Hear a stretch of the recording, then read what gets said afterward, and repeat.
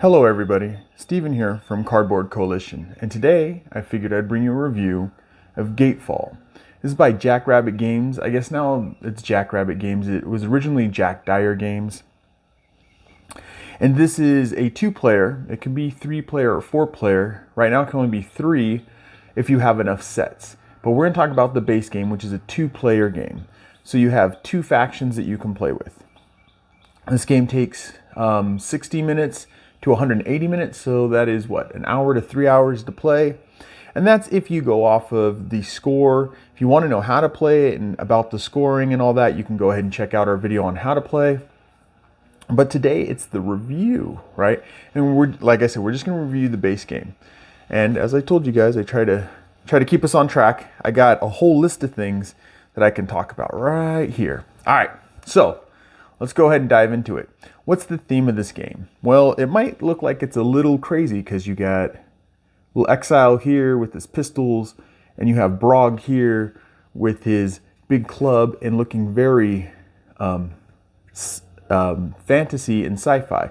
This one is a post-apocalyptic team, which we have over here, and then we have our fantasy team. And they have a couple more. I don't know if it's in shot, but over my shoulder there's Lost in the Northwoods. I believe the title of it is Lost. Yeah, Lost in the Northwoods. That's more of a Nordic Eastern European setup of people and stuff. But the theme is it's a battle royale. A gate opens up in all these worlds. And in this case, for the base box, you have fantasy people want to go steal all the magic from the other world. The post-apocalyptic want to steal, I can't remember if it's water or gas, or if it's gas and water. But that's the theme, right? A multiversal battle royale is kind of where I'd put it. The mechanics of the game, there are 2 of them. You have your hand of cards that you get to play. So you get to play 5 cards every time. And it gives you, like, this is a great hand. It gives you a set of actions. You can buy more cards to build up that set of actions. I almost put hand management, but not really, because you play your cards out, right? Maybe it's hand management, I'm not getting it down right. But you have sets of actions. And then from those actions, on your boards, let's go ahead, we'll clear Brog's board off here a little bit. You have health, you have strength, you have your defense, you have your movement, your range, and how many attacks you can do and things like that. Now, how the numbers work on that is that you roll dice, and that's the other mechanic. Throwing all these back on here. I'll probably have to use the board later, but it's right. Then you have dice, right? You have dice to roll. And the dice give you, they have a few things, and you can see the how to play to find out all about the dice. But there's dice rolling. So you have the dice rolling. You try to mitigate, I guess, not the dice roll, but what you can do and what damage you can do, how you can do the damage, things like that, based on your player's ability. All right, so let's go ahead and go into the ease of play. So this is a game that's really easy to teach. It's really easy to play. And you might think no, because at the time, because it's set up as an hour to 3 hours. But the thing is, every time you knock someone's character back, their person back, you get a victory token, right? The base game is set up to win 7 victory tokens. And I'll say right now, I've primarily or only played really in team mode. There's an arena mode that I haven't dived into yet. Seems every time I get it out, it's with a new person or a new group, because I do have enough to play with 3. And it seems that we've played team mode. We haven't played arena mode yet. But I think it's this, because there's ways to heal and stuff like that. But ease of teaching what you get to do on your turn is pretty quick. I found that everybody's picked up what their characters can do pretty easily. So I think the ease of teaching, the ease of play is there. Replayability, I think there is good replayability depending on who someone uses. And you could switch out who you use. There's only 2 factions in the base box. But dice roll changes up what's going on, what you upgrade, because you can upgrade your character's abilities, how you go about doing it, gives a decent amount of replayability. Now, if you want more, you can get more characters.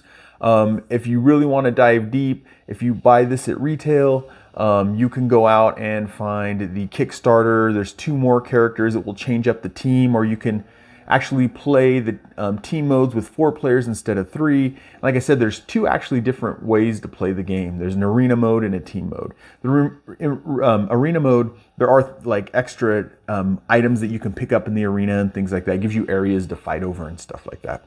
So I believe there's a pretty good replayability. The production value is good. I'm going to say good. The miniatures are amazing, or whatever you want to call these, the statues, right? Your playable figures, your figurines, right? They're amazing, extremely detailed. They all look really cool. There's a lot of cool stuff going on with them. The player boards are nice, thick cardboard. These are from the Kickstarter. I probably should have put out my cardboard ones. These metal coins, but the actual Kickstarter, can I pull it up really quick? I have them all in bags over here. And this is from the metal coins, so don't pay attention to that. They're cardboard. You guys probably can't see, right? They're cardboard coins, but they're as thick as the player boards. They're nice, thick cardboard. I ended up getting the metal because I did the second Kickstarter for the expansion, and I thought might as well. The game looked really fun. I watched a whole bunch of reviews. It looked really fun. It's just a straight battler, right? But on the base stuff that you get in the box, oh, here's some tokens right here, right? It's thick cardboard, right? It's not super thick. It's not thin. It's a thick cardboard. Oh, this is a penny. This is a penny. But the production's pretty good. The cards are thick cards.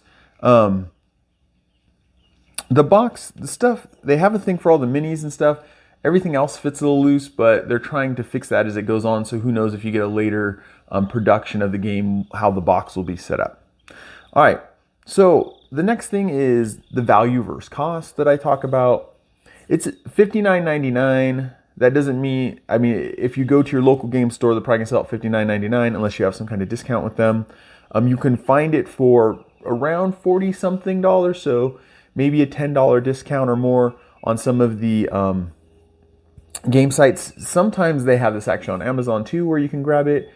I'm not promoting it, but you can grab it there, and sometimes they do ridiculous deals just to sell stuff. But let's go with $59.99. So for a $60 value, I personally think, and this is always opinion, right? But I personally think that this is of great value because these things are like miniatures. They're like little statues.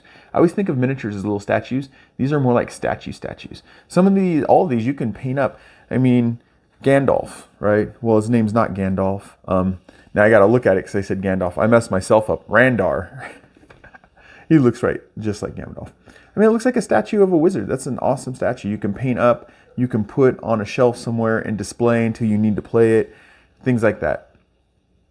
And I think the playability, and there's something really fun about these dice. So you roll them, and even if you, that's a great roll for defense or attack. Here, we'll just roll 3. Even when you roll them, and I'm not getting it. So I keep trying to say it, but I'm not getting it. So anytime, if you watch or you have watched the How to Play, anytime you get this, you get coins. If you have Gildry, blanks give you coins. So even sometimes when you lose and your guy's taking some damage, you get to reach your little hand in here and you get to grab yourself some of these gold coins and add it to your stack of gold coins. And remember, they'll be cardboard, but they're still coins. You get to grab more coins to get rid of to clean up your deck that you have, to add to your deck, to create abilities. So even if you lose a battle, it's fun because you have these dice that you can roll. And I keep rolling great. I wish last night when I was playing, I was rolling this great. But I keep getting, you can get these coins, right? And so you just keep adding. So even losing is still kind of fun. So for the price, I think the production is good. I shouldn't have put these out too, but these are plastic. I think he just gave them to everybody that got the Kickstarter. But there is going to actually be a Kickstarter coming up, and it's the Monsters. So it's your classic Monsters version. And if they do it like this one, and I got the game there because it's actually cheaper than getting it anywhere else, even with like a $10 discount, it was actually cheaper getting it through the Kickstarter, and they allowed you to get the old Kickstarter exclusive stuff, and then they threw in this, and they threw in the metal coins, and it's pretty cool company, I have to say, overall. At least my dealing with them, it's pretty cool. But I keep diverging back to the base value. I think even at $60, this is a fun game. It's quick, it's simple, it's easy. You get it out, you just roll it. If you like skirmishers where you just run into each other and bash each other up, this is it. And there's enough, sorry if that thumped loud, there's enough variety in the game. And I'm wondering, you probably could house rule it and switch some of the sci-fi with the fantasy. The rules say you can't, you pick a team, but I bet you could trade them up. It might make one team overpowered, or do a draft. That'd be really interesting. And one person picks, next person picks, next person picks, things like that.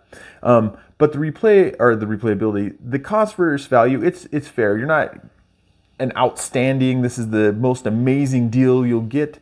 You're not I don't think you're overpaying at all, right? For the price you're paying, you get a decent amount of stuff. Let's go ahead and put it that way. Now, if I would go through some things where I maybe had a little bit of issue, but it's tiny, is one, how thin the cards are. I'm like, they're a little thin. I like the linen finish, but maybe I'm spoiled, but that's minor, right? And then the other thing is, where did I throw it? Oh, I threw it in the box too. The other thing is the rule book, and this I think it's the first game I believe that they put out. Pull that out, that's something else for it. But it's rough. It's easy to follow. When you're reading through it, the game's really easy to understand. They do a good job of explaining what you need to do, but it's rough when you need to flip through and see what you're looking for, certain things. There's an issue with the gate, and I always forget it, and it's in an odd spot, but what it is if you have the most heroes in the gate zone at the beginning of your turn, and this guide is actually done really well. First phase, you'll get a coin, right? But there's things like that where you want to look it up, or if he is back here and he wants to shoot past this person at this person, can you? You can move through your own people, things like that. It would be nice to have, and I've said this before, a glossary in the back, an index, both of them, one of each is always nice, and then also they do have a little bit of a fact back there, right? And this is more the fact, I think, on the back, not quick reference. And this just has to do with, because of my background, right? Technical writing. I used to teach a lot of technical writing.